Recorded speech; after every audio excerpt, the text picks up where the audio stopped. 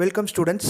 இன்றைக்கி நம்ம என்ன பார்க்க போகிறோம்னா செகண்ட் மிட்டமில் அக்கௌண்டன்சி இம்பார்ட்டன்ட் மெத்தட்ஸ் எது பார்க்கணும், எந்த எக்ஸாம்பிள்ஸ் அதிகமாக கான்சன்ட்ரேட் பண்ணி படிக்கணும், ரிலேஷேஷன் சம்ஸ் எது படிக்கணும் அப்படிங்கிறது தான் இந்த வீடியோ ஃபுல்லாக நான் எக்ஸ்பிளைன் பண்ண போகிறேன். அதனால் இந்த வீடியோவை ஸ்கிப் பண்ணாமல் பாருங்கள், உங்களுக்கு ரொம்ப யூஸ்ஃபுல்லாக இருக்கும். சரிங்களா? தமிழ் மீடியம் ஸ்டூடெண்ட்ஸுக்கு நான் தனியாக வீடியோஸ் போகிறேன், இருந்தாலும் நீங்கள் இதுவே பாருங்கள். நான் மேக்ஸிமம் தமிழில் தான் பேசுவேன், அதனால் உங்களுக்கு புரிகிறதுக்கான வாய்ப்புகள் அதிகமாகவே இருக்குது. அதனால் பாருங்கள். சரிங்களா? அக்கௌண்டன்சியில் செகண்ட் மிட்டம் போர்ஷன்ஸ் என்ன அப்படின்னா யூனிட் 8 ஃபினான்சியல் ஸ்டேட்மெண்ட் அனலைசஸும், அப்புறம் யூனிட் 9 ரேஷியோ அனலைசஸும் 2 சாப்டர். சரிங்களா? இது கோயம்புத்தூர் டிஸ்ட்ரிக்டோட சிலபஸ். உங்கள் வேறு டிஸ்ட்ரிக்டாக இருந்தீங்கன்னா, இப்போ மதுரை, தேனி அந்த மாதிரி இருந்தீங்கன்னா உங்களுக்கு என்ன சிலபஸ்ன்னு சொல்லுங்கள், அதில் இம்பார்ட்டன்ட் மெத்தட்ஸ் நான் கண்டிப்பாக உங்களுக்கு அப்லோட் பண்ணுறேன். ஓகே, இப்போது ஃபினான்சியல் ஸ்டேட்மெண்ட் அனலைஸில் நம்ம என்ன முக்கியமாக பார்க்கணும் அப்படின்னா நமக்கு என்னென்ன மெத்தட் இருக்குன்னு ஃபஸ்ட் நான் சொல்கிறேன். Comparative statement, common size statement and trend analysis, இந்த 3 இருக்குது. சரிங்களா? மொத்தமே இந்த லெசனில் 3 தான் இருக்குது. Comparative statement, common size statement and trend analysis.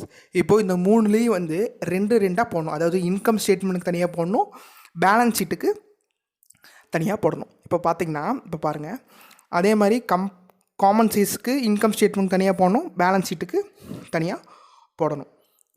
பாருங்கள், இந்த இது பார்த்தீங்கன்னா income statement of Tarun co limited, second sum income statement of Abdul co limited, third சம்மும் income statement of Mary co limited.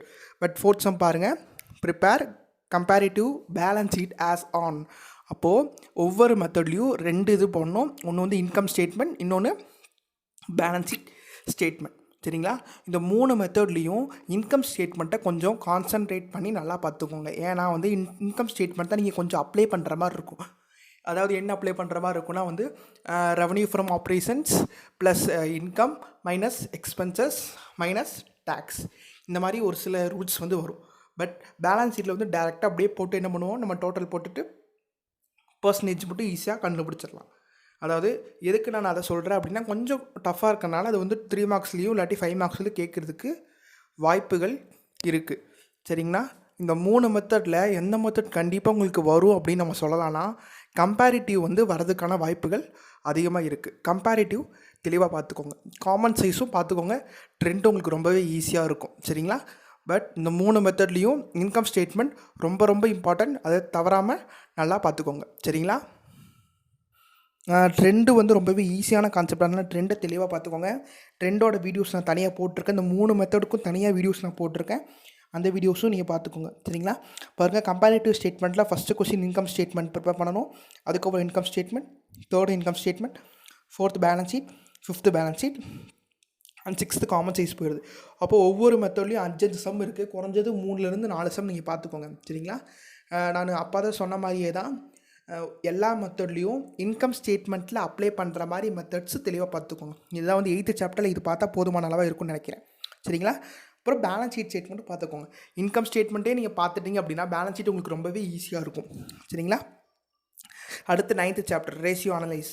Ratio analysis அப்படிங்கிறது என்னென்னா நான் உங்களுக்கு சொல்லிட்டேன், ரேஷியோவாக கன்வெர்ட் பண்ணுறது. சரிங்களா? இப்போ பார்த்தீங்கன்னா கிராஸ் ப்ராஃபிட் கிராஸ் ப்ராஃபிட் ரேஷியோவாக கன்வெர்ட் பண்ணுவோம், நெட் ப்ராஃபிட் ரேஷியோவாக கன்வெர்ட் பண்ணுவோம், ஆப்ரேட்டிங் ப்ராஃபிட் கண்டுபிடிக்கிறது, காஸ்ட் ஆஃப் கூட்ஸ் சோல்ட் கண்டுபிடிக்குன்னு சொல்லிட்டு நிறைய ஃபார்முலாஸ் இருக்குது. இந்த சாப்டரை பொறுத்தளவு ஃபார்முலாஸ் தான் அதிகமாக இருக்குது. சரிங்களா? ஃபார்முலாஸை நீங்கள் தெளிவாக மனப்பாடம் பண்ணிக்கோங்க. புரிஞ்சு படிச்சிங்கன்னா படிங்க, இல்லாட்டி மனப்பாடம் பண்ணிக்கோங்க. ஓகே, ரெகுலராக ஃபார்முலாஸை படிங்க. ஓகே, பாருங்கள், இங்கே கொடுத்துருக்கிறது மட்டும்தான் நம்ம ப்ரிப்பேர் பண்ண போகிறோம். அதாவது current ratio, quick ratio, property ratio, டெப்ட் equity ratio, gross profit ratio, operating cost ratio, operating profit ratio, net profit ratio, return on investment, trade receivable turnover ratio, trade payable turnover ratio, fixed asset turnover ratio, இதோட எல்லாத்தோட formulas apply பண்ணி நம்ம some போடுற மாதிரி இருக்கும். இதில் ரொம்ப முக்கியமாக ப்ராஃபிட்டபிலிட்டி ரேஷியோ, அதாவது என்னென்னா gross profit ratio, operating cost ratio, operating profit ratio, net profit ratio, இது ரொம்பவே இம்பார்ட்டண்டான கான்செப்ட். போன இயர்லாம் உங்களுக்கு பழைய சிலபஸ் இருந்தபோது இந்த கொஷின்ஸ் தான் உங்களுக்கு 20 மார்க்ஸ்லாம் கேட்பாங்க. 20 மார்க்ஸ் தான் இருந்துச்சு.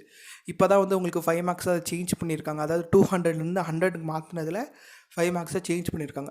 அப்போ 20 மார்க்ஸில் உங்களுக்கு ப்ராஃபிட்டபிலிட்டி ரேஷியோ கண்டிப்பாக ஒரு கொஷின் இருக்கும். சரிங்களா? அதனால் அதை கொஞ்சம் தெளிவாக பார்த்துக்கோங்க. அதுக்கப்புறம் current ratio, quick ratio, property ratio, டெப்ட் ஈக்விட்டி ரேஷியோவில் எதில் கேட்பாங்க அப்படின்னா 2 மார்க்ஸ்லையும் 3 மார்க்ஸ்லையும் கேட்பாங்க. 5 மார்க்ஸில் இன்ட்ரெஸ்ட் ஸ்டேட்மெண்ட் ரேஷியோவும் கேட்குறதுக்கு வாய்ப்புகள் அதிகமாக இருக்குது. சரிங்களா? இதை படிக்கணுன்னா கண்டிப்பாக நீங்கள் ஃபஸ்ட் என்ன பண்ணியிருக்கணுன்னா ஃபார்முலாஸை தெளிவாக படிச்சிருக்கணும். ஃபார்முலாஸை தெளிவாக படிச்சிட்டிங்கனாலே நீங்கள் வந்து ஈஸியாக மார்க்ஸ் ஸ்கோர் பண்ணிடலாம். சரிங்களா? இப்போது ஒவ்வொரு இதையும் நீங்கள் ஃபார்முலாஸ் எப்படி மனப்பாடம் பண்ணுறீங்க அப்படின்னா, ஃபஸ்ட்டு கரண்ட் ரேஷியோனா current asset divided by current liabilities. First அதுக்கான ஃபார்முலாஸ் என்னென்னு மனப்பாடம் பண்ணிக்கோங்க எல்லாத்துக்குமே. அதுக்கப்புறம் கரண்ட் அசெட்லாம் என்னங்கிறது ஞாபகம் வச்சுக்கோங்க, கரண்ட் லைபிலிட்டிஸ்லாம் என்னங்கிறத ஞாபகம் வச்சுக்கோங்க. சரிங்களா? இது ரொம்ப ஈஸியான சாப்டர். பட் நீங்கள் என்ன பண்ணணுன்னா ஃபார்முலாஸை தெளிவாக படித்தாலே இது வந்து எக்ஸசைஸாக இருக்கட்டும், ரிலேஷனாக இருக்கட்டும், உங்களுக்கு ரொம்ப ஈஸியாக இருக்கும். சரிங்களா? இதில் வந்து 2 மார்க்ஸ் எப்படி கேட்பாங்க அப்படின்னா, ஒரே ஒரு ஃபார்முலா மட்டும் அப்ளை பண்ணுற மாதிரி கேட்பாங்க. 3 மார்க்ஸ் வந்து 2 கேட்பாங்க. 5 மார்க்ஸில் 4 ஃபார்முலாஸ் இல்லாட்டி 5 ஃபார்முலாஸ் அப்ளை பண்ணி நீ ஆன்சர் போடுற மாதிரி கேட்பாங்க. சரிங்களா? இதுதான் வந்து 8th சாப்டர் 9th சாப்டரோட இம்பார்ட்டன்ஸ். சரிங்களா? இதை மட்டும் பார்த்துக்கோங்க. மெத்தட்ஸை தெளிவாக மறக்காதீங்க. மெத்தடெல்லாம் போட்டு பாருங்கள். 9th சாப்டரை பொறுத்தளவு ஃபார்முலாஸை தெளிவாக படிச்சுக்கோங்க. 8th சாப்டரை பொறுத்தளவு எல்லா மெத்தட்லேயும் இன்கம் ஸ்டேட்மெண்ட்டில் எப்படி அப்ளை பண்ணி சம் போடுறதுங்கிறத தெளிவாக படிச்சுக்கோங்க. 8th சாப்டர் 9th சாப்டரோட ஆன்சர் கீஸ், அதாவது எக்ஸசைஸ் சம்ஸோட ஆன்சர் கீஸ் நான் கூடிய விரைவில் உங்களுக்கு அப்லோட் பண்ணுறேன். அதையும் நீங்கள் ரெஃபர் பண்ணி கண்டிப்பாக படிங்க. சரிங்களா? நீங்கள் வேறு ஒரு டிஸ்ட்ரிக்டில் இருந்தீங்கன்னா அந்த டிஸ்ட்ரிக்டோட போர்ஷன் சொல்லுங்கள். அதுலேயும் இம்பார்ட்டன்ட் மெத்தட்ஸ் நான் உங்களுக்கு சொல்கிறேன். இந்த 2 சாப்டரில் கஷ்டமாக சம் நீங்கள் எது ஃபீல் பண்ணுறீங்களோ அதை கமெண்ட் பண்ணுங்கள். அதையும் நான் உங்களுக்கு எக்ஸ்பிளைன் பண்ணுறேன். சரிங்களா? இந்த வீடியோ உங்களுக்கு யூஸ்ஃபுல்லாக இருக்குன்னு நினைக்கிறேன். அண்ட் உங்கள் ஃப்ரெண்ட்ஸுக்கும் ஷேர் பண்ணுங்கள், லைக் பண்ணுங்கள். Thank you. Subscribe now and press the bell icon. Never miss an update.